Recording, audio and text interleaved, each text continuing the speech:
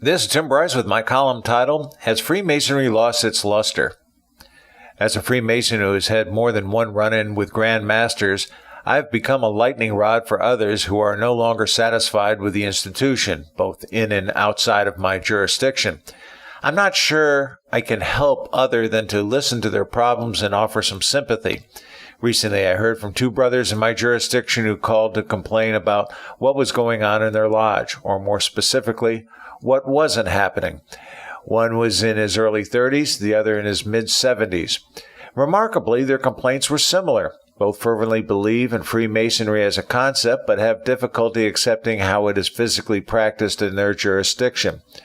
They both love the concept of brotherhood, its heritage, the practice of morality, and working together to make communities better. However, they find attending lodge meetings to be repetitive and boring with little effort to make it interesting and worthwhile. It almost seems like it is designed to fail. Both brothers said to me, as well as many others, this is not what I signed up for, and are in the process of demitting. Instead of lodges embracing the concept of brotherhood, Freemasons have grown weary of the petty political struggles where people feverishly work to earn an inane object such as a fancy apron or a new Masonic title, such as worshipful, right worshipful, most worshipful. I'm often asked, what is wrong with the plain white apron and simply being called brother? Instead, they lament Freemasonry as practiced as a good old boy club whereby you scratch my back and I'll scratch yours. This suggests an individualistic approach based on favoritism, not one based on collective teamwork. One of the brothers noted of all the people who were raised with him during his year, only one has returned to lodge.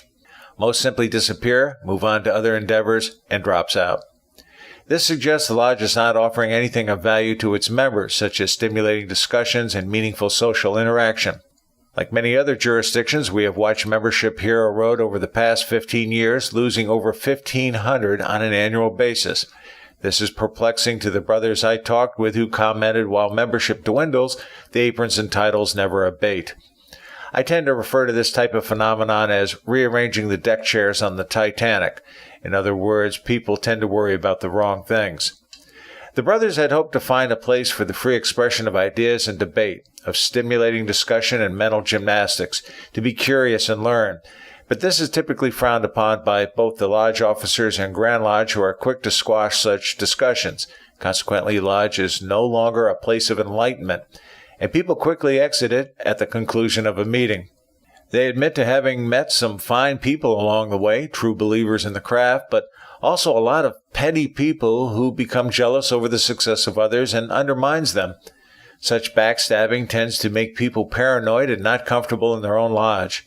As one of the brothers explained to me, a Masonic lodge is a place where people prefer to speak behind your back as opposed to your face. The brothers also sought further light in Masonry from other institutions such as the Scottish Rite and York Rite.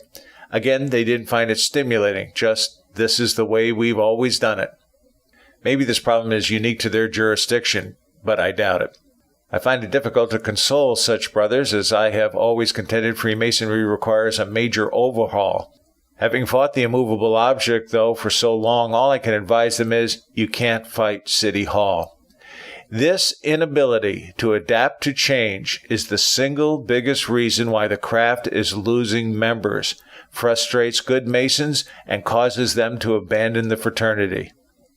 It is not my intention here to appear too negative, but we can no longer afford to cover up our blemishes and hope they will go away on their own. If we truly believe in the concept of Freemasonry, we can ill afford to be reactive and become proactive instead. This all begins by admitting we have a problem. It has long been an axiom of ours, you cannot treat a patient if he doesn't know he's sick. Friends, keep the faith.